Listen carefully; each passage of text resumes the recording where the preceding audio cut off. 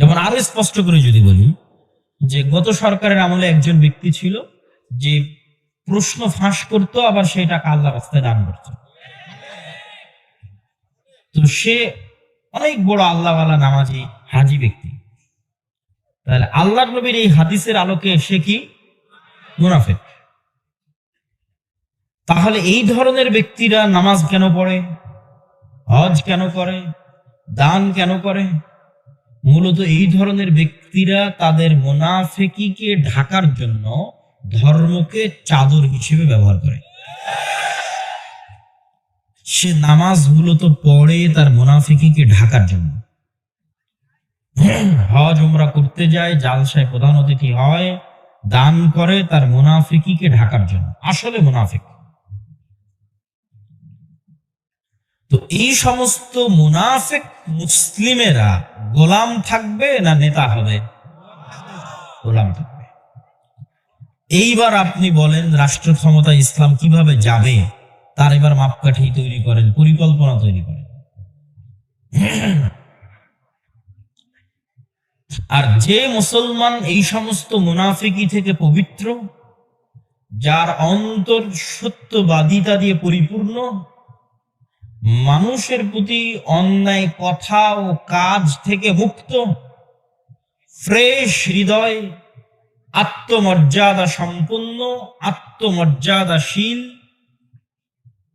পরিষ্কার হৃদয়ের অধিকারী, সত্যবাদী, ন্যায়পরায়ণ ব্যক্তি, ব্যক্তিত্ব সম্পন্ন ব্যক্তি, এই রকম ব্যক্তি যখন সালাত আদায় করবে, সিয়াম পালন করবে, হজ করবে, উমরা করবে, দান করবে, তখন এই এক একটা নামাজ, এক একটা সালাত, এক একটা সিয়াম, এক একটা হজ, উমরা, এক একটা টাকা দানের পাওয়ার ক্ষমতা অনেক বেশি।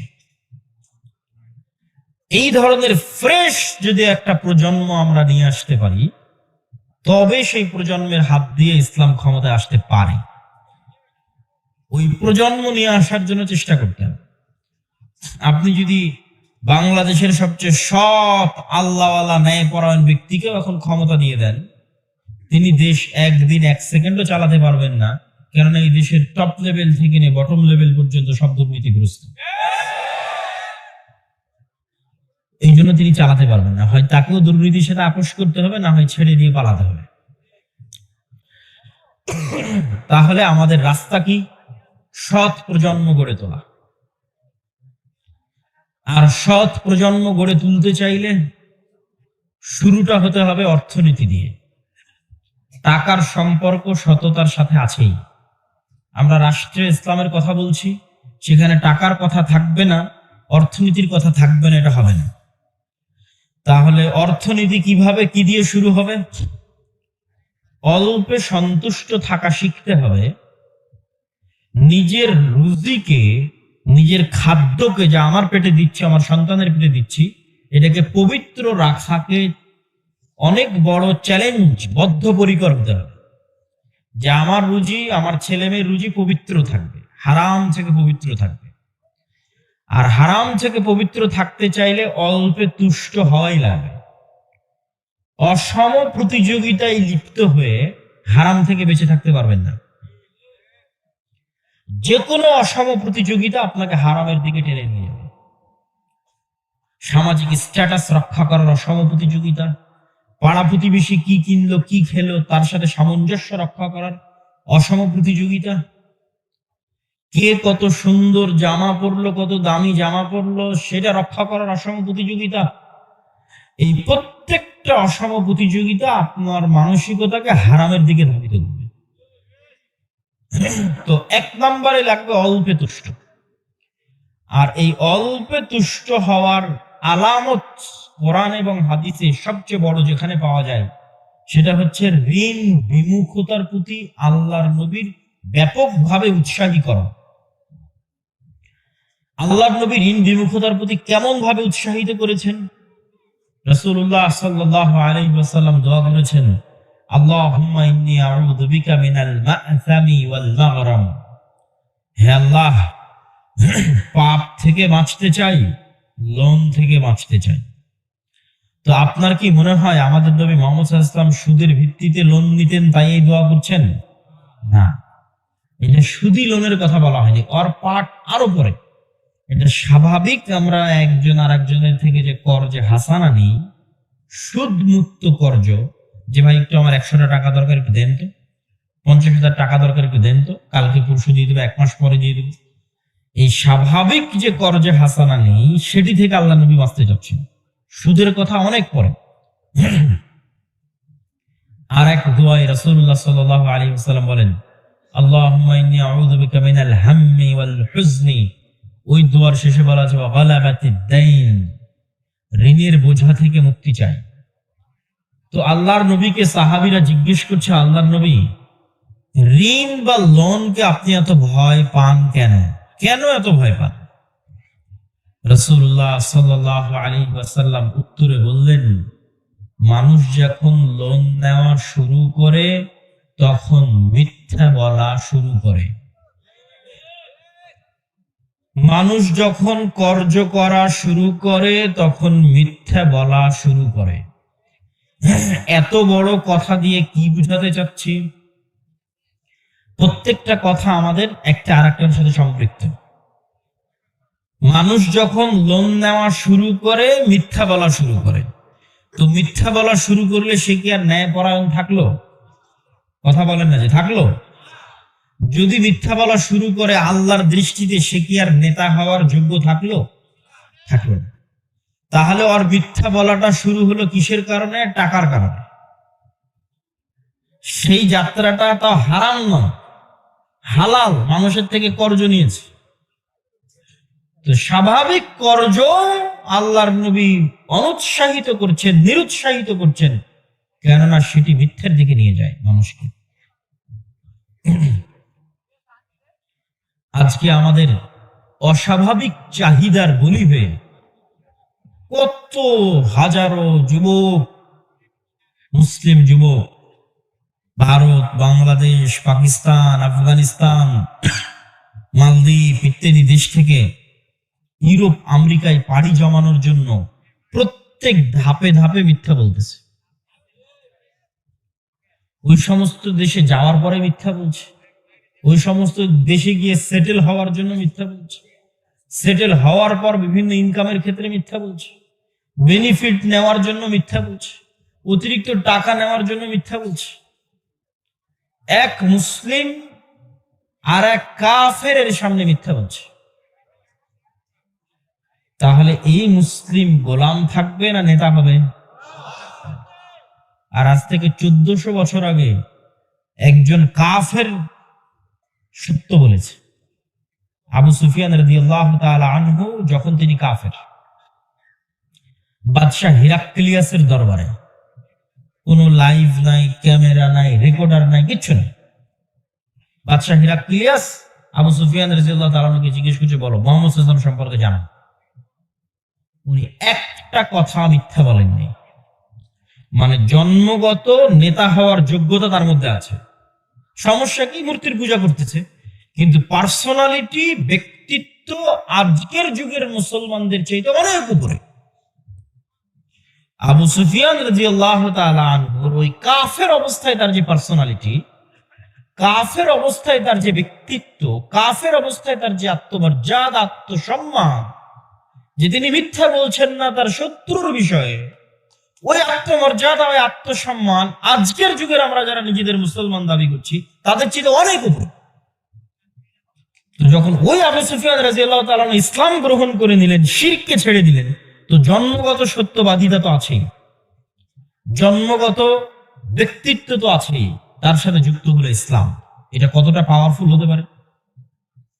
ওই পাওয়ার যুক্ত হয়েছে ওমর রাদিয়াল্লাহু তাআলার মধ্যে, ওই পাওয়ার যুক্ত হয়েছে খালিদ বিন ওয়ালিদের মধ্যে, ওই পাওয়ার যুক্ত হয়েছে আমর ইবনে আল-আসের মধ্যে, যে তাদের ব্যক্তিত্বটা এইভাবে ডেভেলপ করা হয়েছে যে তারা মিথ্যা বলা জানে না, তারা অন্যায় করা জানে না, তারা মাথা নত করা জানে না। অনেক উঁচু লেভেলের ব্যক্তিত্ব, তার সাথে যুক্ত হয়েছে ইসলাম।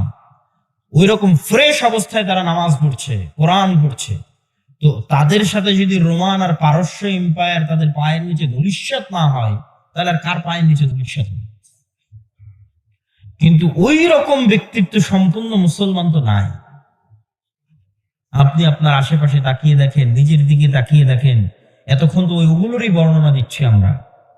আপনার পরিবারে তাকিয়ে দেখেন যে আমরা প্রত্যেকটা ধাপে ধাপে অন্যায় পরায়ণ, অর্থের কাছে বিক্রি, টাকার কাছে বিক্রি। তাহলে আমরা কেমনে দেশ ও জাতির নেতৃত্ব দিব? কেমনে আল্লাহ আমাদেরকে বাছাই করবে যে ইসলাম প্রতিষ্ঠা করার জন্য আমরা নেতা হবো? এটা অসম্ভব। সম্মানিত উপস্থিতি, রাসূলুল্লাহ সাল্লাল্লাহু আলাইহি ওয়াসাল্লাম ঋণ বিমুখতা প্রতি মানুষকে আগ্রহী করতে গিয়ে, ঋণ যেন না নেয় সেটি করতে গিয়ে এক হাদিসে রাসূলুল্লাহ সাল্লাল্লাহু আলাইহি ওয়াসাল্লাম বলেন, একজন ব্যক্তি আল্লাহর রাস্তায় যুদ্ধ করলো, শহীদ হলো, আবার জীবিত হলো, আবার যুদ্ধ করলো, আবার শহীদ হলো, আবার জীবিত হলো, আবার যুদ্ধ করলো, আবার শহীদ হলো। এই ব্যক্তি জান্নাতে যেতে পারবে না যদি তার ঋণ থাকে। অথচ জান্নাতে যাওয়ার সবচেয়ে শর্টকাট রাস্তা ছিল শহীদ হওয়া। এর চাইতে শর্টকাট কোন রাস্তা জান্নাতে যাওয়ার নাই। কিন্তু এইরকম শহীদ তিনবার হলো। আল্লাহ নবী বলছে জান্নাতে যেতে পারবে না যদি লোন থাকে। সুদের লোনের কথা বলেন, সুদের লোন আরো পরে। মানুষ বিলাসিতার জন্য আর একজনের কাছে কর্জ করবে, এটা ইসলামের অর্থনৈতিক দর্শনের লক্ষ লক্ষ কিলোমিটারের মধ্যে নাই। তো মানুষ লোন করবে কখন? যখন ওর বাচ্চার অপারেশন করতে পারছে না, মারা যাবে। এইটা সুদের কথা বলতেছে না, স্বাভাবিক কর্জের কথা বলতেছে। সুদের কথা বহু পরে, ওর অস্তিত্বই নেই। স্বাভাবিক লোন মানুষ মোটরসাইকেল কেনার জন্য নিবে, এসি কেনার জন্য নিবে, ফ্রিজ কেনার জন্য নিবে, টিনের বাড়ি পাকা করার জন্য নিবে। এর অস্তিত্ব স্বাভাবিক লোন, সুদের না। এমনি লোন, ভাই তুমি আমাকে 10,000 টাকা দাও, আমি একটা মোটরসাইকেল কিনবো। ভাই তুমি আমাকে 20,000 টাকা দাও, আমি একটা ফোন কিনবো। মানে বিলাসিতার জন্য আরেকজনের থেকে টাকা ধার করবে, সুদ বহু পরে। এমনি এরই অস্তিত্ব ইসলামের কয়েক লক্ষ কিলোমিটারের মধ্যে না। তো নিবে কখন লোন? কর্জে হাসানা নিবে কখন? ওর মেয়ে অপারেশনে আছে, মারা যাচ্ছে, টাকার অভাব, তখন কর্জে হাসানা। বাচ্চাকে পড়াতে পারতেছে না, নিরুপায়, তখন কর্জে হাসানা নেবে। তাহলে সুদ ভিত্তিক লোন আরো কত পরে থাকতে পারে। কিন্তু আজকের পৃথিবীকে তৈরি করা হয়েছে, এমন একটা ইকোসিস্টেমের উপর আজকের পৃথিবীকে ডেভেলপ করা হয়েছে যে আপনি সুদ মুক্ত জীবন যাপন করতে চাইলেও পারবেন না। বাংলাদেশে তাও যদি কারো 10-15 বিঘা জমি থাকে, বাপদাদার রেখে যাওয়া 20-30 বিঘা জমি থাকে, তো তাও তার পক্ষে সুদ মুক্ত থাকা কিছুটা হলেও সম্ভব, যে সে সুদ মুক্ত থাকবে। কিন্তু ইউরোপ এবং আমেরিকায় যাওয়ার পরে আপনি ঢুকলেন, ঢুকার পরে সুদ মুক্ত থাকবেন, এর প্রসেস আকাশ কুসুম কল্পনাশীল। এমন কোন রাস্তা নাই যে রাস্তা দিয়ে আপনি বলবেন আমি সুদ মুক্ত থাকবো। এটা ইকোসিস্টেম ডেভেলপ করা হয়েছে। তথা there is no cash money without loan. আমার পকেটে যদি 100 টাকাও থাকে, তাহলে এই 100 টাকা বাস্তব 100 টাকা নয়, 100 টাকার বিপরীতে লোন আছে। কোনো ক্যাশ টাকা নাই লোন ছাড়া। এই পৃথিবীর দিকে ধাবিত হচ্ছে পৃথিবী। কেন পৃথিবীকে এইভাবে সুদী অর্থনীতির মধ্যে জর্জরিত করা হচ্ছে? টাকাই মানুষকে গোলাম বানায়। ওই যে মিথ্যা বলা শুরু হলো, গোলাম হওয়া শুরু হলো। আত্মমর্যাদা নষ্ট হওয়া শুরু হলো, গোলাম হওয়া শুরু হলো। তো সুদী সিস্টেম যত শক্তিশালী হবে, পৃথিবীর মানুষ তত বেশি গোলাম হবে। মুসলমানেরা যত বেশি সুদের মধ্যে যাবে, মুসলমানেরা তত বেশি গোলাম হবে। দেখতে পাবে না আব্দুল্লাহ কি বলতেছে, আমি তো সুদের ভিত্তিতে লোন নিয়ে বাড়ি করলাম, কই গোলাম হবে? কিন্তু গোলাম হবে। এটা একটা ইকোসিস্টেম। এই ইকোসিস্টেম তাকে গোলাম করবে, চাইলেও সে এটা থেকে বেরোতে পারবে। আর যদি বলে আমি গোলামি থেকে বের হবো, ওই যে আল্লাহ এবং আল্লাহ রাসূল যেমন বলেছে, যে ব্যক্তি সুদের সাথে সম্পৃক্ত হলো সে আল্লাহ এবং আল্লাহ রাসূলের বিরুদ্ধে যুদ্ধ ঘোষণা করবে। তো মুসলমানেরা যেদিন সুদের বিরুদ্ধে যুদ্ধ ঘোষণা করবে, যেই দিন একদল মুসলমান ঘোষণা করবে যে আমরা অর্থনৈতিকভাবে সুদের বিরুদ্ধে যুদ্ধ ঘোষণা করলাম, এটা গেল অর্থনীতিতে। আর ওই একদল মুসলমান ঘোষণা করবে যে আমরা আমাদের জীবনে সত্যবাদী আর ন্যায়পরায়ণ থাকবো। তাহলে কারো কাছে লোন নিবে না, সুদের সাথে সম্পৃক্ত হবে না, মিথ্যা বলবে না, অন্যের প্রতি অন্যায় করবে না। এবার ওর মধ্যে নেতার গুণ চলে আসলো। কবে আল্লাহ ওকে নেতা বানাবে আল্লাহ সুবহানাহু ওয়া তাআলা ভালো জানে, কিন্তু নেতৃত্বের গুণ তার মধ্যে চলে এসেছে। ওর মধ্যে আত্মমর্যাদা, সেলফ রেসপেক্ট, আত্মসম্মান শতভাগ আছে। পৃথিবীর কোন শক্তির সাথে কম্প্রোমাইজ সে করবে না, পৃথিবীর কোন শক্তির কাছে মাথা নত সে করবে না। এরকম একদল, একটা প্রজন্ম তৈরি হয়ে গেলে আল্লাহ সুবহানাহু ওয়া তাআলা তাদের হাত দিয়ে রাষ্ট্র ক্ষমতায় ইসলামকে প্রতিষ্ঠা করবে, যে ইসলাম আল্লাহ চান। আর আমরা যদি বলি না ওই তন্ত্র, এই মন্ত্র, এটা ওইটার মাধ্যমে রাষ্ট্র ক্ষমতায় যাবো, এটা অপূর্ণাঙ্গ বিকৃত ইসলাম প্রতিষ্ঠা হবে। ইসলামকে রাষ্ট্রে প্রতিষ্ঠা করার জন্য এই ধরনের একটা প্রজন্ম যদি তৈরি হয়, তাদের প্রথম করণীয় কি হবে? এই ধরনের একটা প্রজন্ম তৈরি হলে তাদের প্রথম করণীয় হবে দাওয়াত দেওয়া। যেভাবে নবী রাসূলগণ দাওয়াত দিয়েছেন, নবী রাসূলগণ কিভাবে দাওয়াত দিয়েছেন? নবী রাসূলগণের দাওয়াতের সাথে আমাদের দাওয়াতের আসমান এবং জমিন পার্থক্য আছে। নবী রাসূলগণের দাওয়াতের সাথে আমাদের দাওয়াতের আসমান ও জমিন পার্থক্য আছে। নবী রাসূলগণ নিঃস্বার্থ দাওয়াত দিয়েছেন, আমরা স্বার্থের জন্য দাওয়াত দিই। নবী রাসূলগণ ক্ষমতার কেন্দ্রবিন্দুতে নিঃস্বার্থভাবে দাওয়াত দিয়েছেন, আমরা ক্ষমতার কেন্দ্রবিন্দুতে স্বার্থের জন্য যাই। আর দাওয়াতকে ওসিলা হিসেবে ব্যবহার করি, ইসলামকে মাধ্যম হিসেবে ব্যবহার করি আমার নিজস্ব ব্যক্তিগত স্বার্থ হাসিল করার জন্য। দাওয়াতের কথা কেন বলছি? আল্লাহ চাইলে মুসা আলাইহিস সালাতু ওয়াস সালামকে যে মুজিজার লাঠি দিয়েছেন, ওই মুজিজার লাঠি লক্ষ লক্ষ সাপকে খেয়ে নিতে পারতেছে, ফিরআউনকে খেয়ে নিতে পারে না? পারে না? পারে না? আল্লাহ চাইলেই পারে। তো মুসা আলাইহিস সালামকে আল্লাহ বলতেন, তুমি এই মুজিজার লাঠি দিলাম, গিয়ে ডাইরেক্ট ফিরআউনকে হত্যা করো, দিয়ে ক্ষমতা দখল করে নিয়ে ইসলামের রাষ্ট্র প্রতিষ্ঠা করো। আল্লাহ সেটা না বলে মুজিজা দিলেন, সব দিলেন, দোয়া শিখিয়ে দিলেন, সবকিছু করে বলছেন ফিরআউনকে দাওয়াত দাও। অথচ আল্লাহ জানেন ফিরআউন হেদায়েত প্রাপ্ত হবে না, তারপর আল্লাহ বলছেন ফিরআউনকে দাওয়াত দাও। শুধু তাহলে দাওয়াত নয়, নম্র ভদ্র ভাষায় দাওয়াত দাও, উগ্র ভাষায় নয়। তথা আল্লাহ সুবহানাহু ওয়া তাআলা কোনো কিছু ডাইরেক্ট হুমজিক্যালি ইনস্ট্যান্ট করে ফেলেন না। প্রত্যেকটা করার জন্য আল্লাহর একটা স্লো প্রসেস আছে। আল্লাহ সুবহানাহু ওয়া তাআলা লতীফ, সূক্ষ্ম। তিনি চাইলে ইউসুফ আলাইহিস সালাতু ওয়াস সালামকে কুয়া থেকে ফেরেশতাদের দিয়ে উঠিয়ে বাবা ইয়াকুব আলাইহিস সালামের কাছে পৌঁছে দিতে পারতেন। জিবরাইলকে বলতেন, যাও, ইউসুফ পড়ে আছে কুয়াতে, ওখান থেকে উঠিয়ে নাও, উঠিয়ে নিয়ে ইয়াকুব আমার কাছে খুব কান্দাকাটি করতেছে, তার কাছে পৌঁছে দাও। কিছুই না। আল্লাহ সুবহানাহু ওয়া তাআলার শক্তি এবং ক্ষমতার কাছে এই ছোট্ট কাজ কিছুই না। অথচ ইউসুফ ভাই পড়েই থেকে গেলেন কুয়াতে। মানুষ, ব্যবসায়ী, স্বাভাবিক ব্যবসায়ী যাচ্ছে, সে স্বাভাবিক ব্যবসায়ী বালতিতে উঠালো, বাজারে বিক্রি করলো, মানুষের বাড়িতে কাজ করলো, মিথ্যা অপবাদ মাথায় ঘাড়ে দিল, 7 বছর জেলে থাকে। 7 বছর। আল্লাহ চাইলে ফেরেশতাদের দিয়ে জেল থেকে বের করে দিতে পারতেন, কিন্তু আল্লাহ সুবহানাহু ওয়া তাআলা স্লো প্রসেস, লতীফ। সবাইকে আল্লাহ পরীক্ষার মধ্যে ফেলে সামনে নিয়ে যেতে চান, পরীক্ষার মধ্যে ফেলে শক্তিশালী করতে চান। এই জন্য আমি বলি, আজকের ফিলিস্তিনের উপর যে জুলুম হচ্ছে না, আজকের সিরিয়াতে 500 জায়গায় ইসরায়েল বোমা হামলা করেছে না, এটা মুসলমানদের পরীক্ষা। আল্লাহ সুবহানাহু ওয়া তাআলা ওই স্লো প্রসেসের মধ্যে দিয়ে নিয়ে যাচ্ছেন।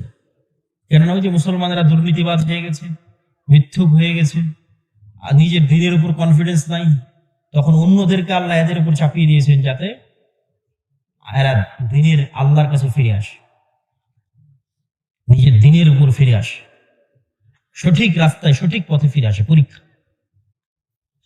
এই জন্য দাওয়াত আপনাকে দিতে হয়, কিন্তু নবীদের মতো কনফিডেন্সের সাথে দাওয়াত দিতে হবে, নিঃস্বার্থভাবে দিতে হবে। কনফিডেন্সটা কি সেটাও তুলে ধরি। নিজের দিনের উপর কনফিডেন্স, আত্মবিশ্বাস, আপনি বলবেন না আমার তো আমার দিনের উপর আত্মবিশ্বাস আছে, কনফিডেন্স আছে। নাই, নাই, এটা আমি নিজে দেখেছি। লন্ডনের ইহুদি পাড়ায় গেলে 90% জন ইহুদির মুখে দাঁড়িয়ে আছে। কেন? সে তার দিনের উপর কট্টর, ড্যাম কেয়ার। দাঁড়িয়ে রাখলে মানুষ কি বলবে, মাথায় টুপি দিলে মানুষ কি বলবে, কল্পনাও করে না, চিন্তাও করে না। যে বাশার আল আসাদের পতনের পর সিরিয়ার 500 জায়গায় বোমা হামলা করতে না আমেরিকা না জাতিসংঘ কাউকে জিজ্ঞেস করার প্রয়োজন মনে করে না। ওর আবার দাঁড়িয়ে রাখতে কাউকে কি ভাবলো এটা ভাবতে প্রয়োজন মনে করার দরকার আছে নাকি? 500 জায়গায় বোমা হামলা করতে চিন্তা করেনি, দাঁড়িয়ে রাখার জন্য চিন্তা করে। ইহুদিরা ভ্রান্ত হওয়ার পরও, অভিশপ্ত হওয়ার পরও তাদের দিনের উপর ড্যাম কেয়ার, কট্টর। আমার দিনে যেটা আছে সেটা আমি পালন করবো, পৃথিবী কি বললো না বললো দেখে লাভ নেই, এটাই স্বাধীনতা। আর একটা মুসলমানের সন্তান আর গ্রাম আর পাড়া প্রতিবেশী সব গোলাম। ও কোনো একটা দিনের কোনো একটা বিধান পালন করে টিকে থাকুক সমাজে, সরকারি চাকরি করুক, রাষ্ট্রের মুসলিম রাষ্ট্র বলতেছে, রাষ্ট্রের মধ্যে কাঠামোগত ইসলাম বিদ্বেষ আছে, রাষ্ট্রের কাঠামোর মধ্যে ইসলাম বিদ্বেষ আছে, করুক, পারবে না টিকতে। সম্মানিত উপস্থিতি, এই জন্য আমি বলি আজকে যেমন ইদানিং এই 1-2 দিনের মধ্যে সীমান্তে বিজিবি এবং বিএসএফ এর যে উত্তেজনা, এইটা নিয়ে দেখবেন যে ফেসবুকে আমাদের জেনজি যুবকেরা ট্রল করতেছে ইন্ডিয়া বা ভারতকে নিয়ে,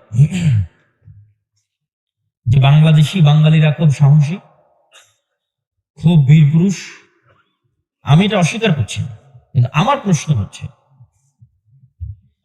ভারত প্রতিষ্ঠা হয়েছে 47 সালে জওহরলাল নেহরু, গান্ধী, মৌলানা আবুল কালাম আজাদের সেকুলারিজমের উপরে, মানে ধর্ম নিরপেক্ষ রাষ্ট্র নামে সেকুলারিজম। আর 47 সালে বাংলাদেশ আর পাকিস্তান প্রতিষ্ঠা হয়েছে ইসলামের নামে আর মুসলমানের নামে।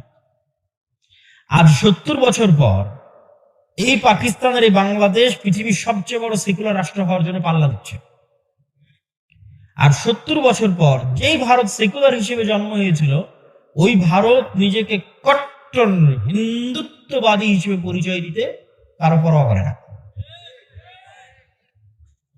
তাহলে বাংলাদেশে বসবাস করা মুসলমানেরা নিজের দিনকে রাষ্ট্রে প্রতিষ্ঠা করে শক্তভাবে বলবে রাষ্ট্রে ইসলাম চাই, ইসলাম প্রতিষ্ঠা করা হোক। এই কথা বলতে 10 বার ডানে বামে দাঁড়াবে। কে যেন বলবে জঙ্গি, কে যেন বলবে সন্ত্রাসী। আর আপনার চোখের সামনে পাশে সীমান্তের ওপারে তার দিন ভ্রান্ত, তার ভ্রান্তির উপরে সে কট্টর, রাষ্ট্রে আমার হিন্দু ধর্ম লাগবে। তাহলে এখন বলেন সাহসী কে? আপনারা সাহসী পরোয়া করেনি, পৃথিবীর পরোয়া করেনি, দুনিয়ার পরোয়া করেনি, তার নিজের দিনের উপর কট্টর। আপনি যদি বলেন আমিও সাহসী, আমিও বীর পুরুষ, তাহলে বাংলার যুবকদের বলতে চাই, বাংলাদেশের রাষ্ট্র ক্ষমতায় ইসলামকে বসাও, দিয়ে বীর পুরুষের প্রমাণ দাও, সাহসিকতার প্রমাণ দাও। মিন করে সেকুলারিজমের কথা কেন বলেন? তারা যদি কট্টর হিন্দুত্ববাদ হতে পারে, আরো 1000 কিলোমিটার দূরে ইসরায়েলকে দেখ, ইসরায়েলের আশেপাশের যত দেশ আছে মুসলিমদের, সবগুলো মিন করে বলবে আমরা সেকুলার সেকুলার সেকুলার। আর ইসরায়েল বলছে আমি কট্টর ইহুদি, কি করবি কর। তো স্বাধীন তো ওই ইহুদি, এর তো সব গোলাম। ওরা যদি বলতে চায় আমরা স্বাধীন, তাহলে তুমিও বলো যে আমি কট্টর মুসলিম, কি করবি কর। সেই দিন স্বাধীন, যেদিন এটা বলতে পারবেন ওই দিন স্বাধীন। আর যতদিন এটা বলতে পারবেন না ততদিন পরাধীন। সম্মানিত উপস্থিতি, আমি আমার বক্তব্যের শেষের দিকে চলে এসেছি। আমি এই বক্তব্যের আমার যে আলোচনা, এই আলোচনার সারমর্ম আপনাদের সামনে তুলে ধরে আমার বক্তব্যের ইতি টানার চেষ্টা করবো ইনশাআল্লাহ।